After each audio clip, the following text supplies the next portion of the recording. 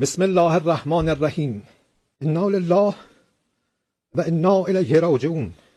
ملت بزرگ ایران، روح بلند پیشوای ملت بزرگ ایران و پیشقراول امت اسلامی حضرت امام خامنه ای با نوشیدن شهد گوارای شهادت در ماه مبارک رمضان به ملکوت اعلی پیوست.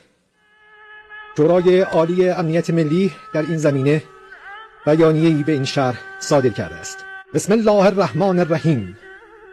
روح بلند پیشوای ملت بزرگ ایران و آزادی خواهان جهان و امت اسلامی حضرت امام خامنه ای قدس الله نفسه الزکیه به ملکوت اعلی پیوست و به آرزوی دیرینه خیش رسید و به تأسی از جد بزرگوارش امام علی صلوات الله علیه و سلام